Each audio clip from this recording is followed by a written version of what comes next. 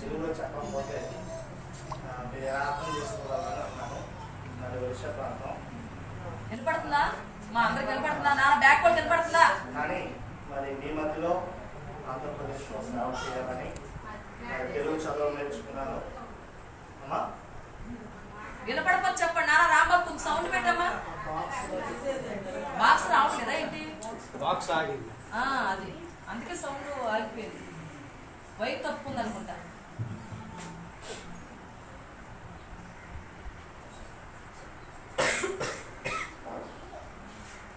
రాజులకు రాజు రారాజు మన ప్రభు అంట. ఎవరైనా రాజులకు రాజు మన గట్టిగా చెప్పాలి. రాజులకు రాజు మన ప్రభు అంట. ఎవరు? యేసుక్రీస్తు ప్రభువారు. ఎందుకు రాజులకు రాజు అంటే అన్ని రాజ్యాలకి పరిపాలించిన వాడికి రారాజు అంట కదండి. అంతేనా? నన్ను వారు నమ్ముతున్నారా? నన్ను వారు చేయొద్దండి. అన్ని రాజ్యాలకి పరిపాలించిన వాడు నా యేసుక్రీస్తు ప్రభు రారాజు. మరి మనమందరం ఎవరు? చెప్పాలి. మనమందరం ఎవరు? ఆయన సైనికులు. అన్ని రాజ్యాల మీద ఆయన రాజుగా నియమింపబడాలంటే తన దగ్గర సైనికులు వారు ఉండాలి, సాక్ష్యశక్తిముగా ఉండాలి, బలిశాలుగా ఉండాలి. సో శారీరకమైన బలం ఉన్నదా లేదా నేను ప్రశ్నించట్లేదు, కానీ ఆత్మీయమైన బలము మీరు పొందుకోవాలని ప్రశ్నిస్తున్నాను. మనం ఎవరము? రారాజు యొక్క బిడ్డలము, రారాజు యొక్క సైనికులు. మనం ఎలా ఉండాలి చెప్పాలి మీరందరూ కూడా. ఒకవేళ ఇంతవరకు మీకు ఆలోచన లేకపోయినా ఈ సమయంలో అటువంటి ఆలోచన కలిగి ఉండాలి. మనం ఎవరము? ఆయన యొక్క సైనికులు. నమ్ముతున్నారా? నమ్ముతున్నారా? నిజంగా ఈ దినం నుండి ఈ గడి నుండి ఈ క్షణం నుండి ఆయన సైనికులు వల్ల మీరు ఉండాలని ఆశించినట్లయితే వాక్య భాగంలోకి వెళ్ళే ముందు చిన్న ఉపమానం. ఒక గ్రామంలో ఒక విశ్వాసి, ఒక విశ్వాసుడు అనగా భార్య భర్తలు ఇద్దరు కూడా ఉన్నారు. భార్య దేవుని యందు గొప్ప సన్నిహితుడుగాను, దేవుని యందు విశ్వాసముగాను జీవించే వ్యక్తి. అయితే ఒక దినము తన భర్త అన్నాడు, ఈ దినం నువ్వు దేవుని సన్నిధానికి వెళ్ళవద్దు. నేను చక్కగా చేపలు తీసుకొచ్చాను, దాన్ని చక్కగా ఆడవారు చెప్పట్లేదు, చెప్పట్లేదు చేపలు తీసుకొచ్చి ఏం చేస్తాను మీకు తెలుసు కదండి. సో చేపలు తీసుకొచ్చాను, ఈ చేపలు చక్కగా పులుసు పెట్టి నేను చచ్చి నియమితున్నా నీకోసం నేను సాక్షిగా వెళ్తాను. అవన్నీ ఏమన్నారంటే చర్చికి వెళ్తున్నావు, ఓకే, నీవు చెప్పిన కార్యం నేను చేస్తాను, నేను చెప్పిన కార్యము నువ్వు చేయి. ఏంటి అంటే నేను ప్రతి ఆదివారము దేవుని సంఘానికి వెళ్ళేటప్పుడు దేవుడు చెప్పబడుతున్న కొన్ని మాటలు నా విధంగా ఎత్తుకుంటూ వస్తున్నాను. ఈ రోజు నా నిమిత్తంగా వెళ్తున్నా కాబట్టి పాస్టర్ గారు అక్కడ ఏ వాక్యం చెప్తారో అది నాకు వచ్చి చెప్పాలన్నా. సరే నేను వెళ్తాను, నీ కార్యం చేయి, నా కార్యం చేస్తానని మరి యొక్క ఆ భర్తలు దేవుడు సంఘంలో అడుగు పెట్టారు. అడుగు పెట్టగానే సంఘం అభివృద్ధి చేస్తాను విశ్వాసం వచ్చినప్పుడు బాగున్నారని అడుగుతారో లేదండి చెప్పండి. మాట్లాడండి, మాట్లాడాలనిపిస్తుంది. ఇప్పుడు ఇంతమంది విశ్వాసం ఉన్నారు, సంఘం అభివృద్ధి చేస్తున్నారు. అడుగు పెట్టినట్టే అలా బాగున్నారా అని అడుగుతారు కదండి. ఈ భర్త ఏం చేస్తాడు? బాగున్నారని మాత్రం చేస్తాడు, తను తల తీసుకున్నాడు, మూడేస్తాడు.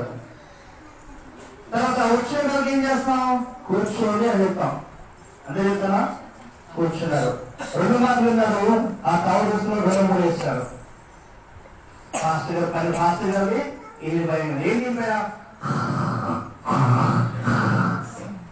చక్కగా తోపుడు పెట్టి పడుకుంటున్నారు. రాత్రి అయిపోయిన తర్వాత వెళ్ళిపోతున్నారా అని అన్నారు. ఏమన్నారంటే రైతులు వెళ్ళిపోతున్నారా అని అన్నారు. ఆ మాట కూడా మూడు వేసుకున్నారు. అది ఇన్ని మాటేంటి? మూడు. చక్కగా ఇంటికి వెళ్ళారు. భార్య పేరు తీసుకొచ్చింది, అన్నం తీసుకొచ్చింది, కూర తీసుకొచ్చింది.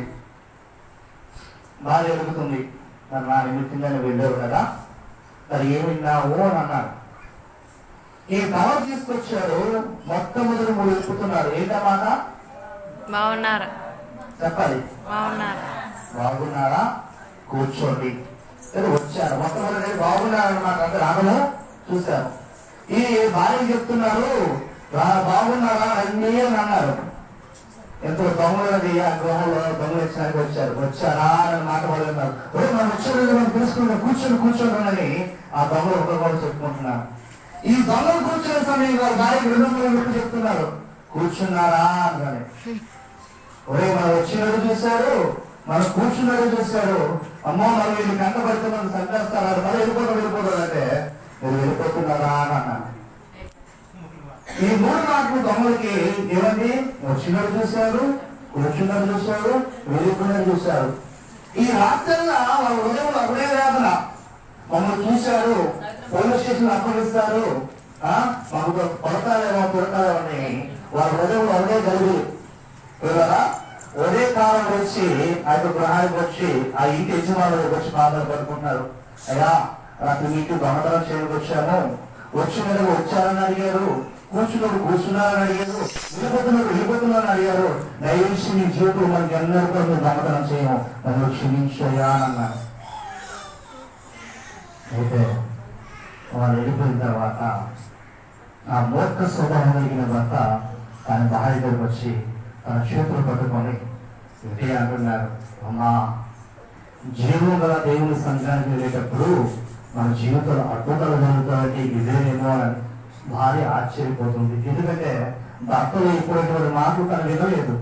ఏంటయ్యా అద్భుతమో, ఏంటయ్యా ఆశ్చర్యం అంటే, గడిచిన దినము మనకు తెలియకన్నా మన ఇల్లు కన్నమైన వచ్చిన దొంగలు నీకు ఏదైతే చెప్పానో ఆ మాటలు మీకు వారి కొరకు చెప్పారని వారు పారిపోయారు, వారి చేతిలో మన ఇంట్లో ఏమి కలకనన్నారు. హల్లెలూయా, హల్లెలూయా. దేనికి పనికిరాయమైన వ్యర్థమైన మాటలు తన జ్ఞాపకం ఉంచుకొని వెన్నులందుకే తన ఇంటిలో ఒక కార్యం జరిగింది. నమ్మకం. మరి ఈ సమయంలో మీరు వచ్చినారు, జీవన దేవుని వాక్యము, వెలుగునిచ్చే వాక్యము మీరు మీ గృహానికి తీసుకువెళ్ళారనుకోండి, మీ భర్తలో వెలుగు లేకపోతే వెలుగునిస్తుంది, మీ ఇంటిలో వెలుగు లేకపోతే వెలుగునిస్తుంది. మరి ఆ వెలుగైన వాక్యం మీరు తీసుకోవడానికి సంసిద్ధై ఉన్నారా? సరే చూద్దాం. మరి ప్రియులారా, నా పేరు తిమ్మోతి, ఒడిశా ప్రాంతంలో సేవ చేస్తున్నాను. మా నాన్నగారు దైవజనులు. మరి నా యొక్క సాక్షి చెప్పడానికి పెద్దది కాబట్టి నా పేరుని కింద చేస్తూ వాక్యాలకు వెళ్ళిపోతున్నాను. చూడండి, లూకాసు వార్త 10వ అధ్యాయము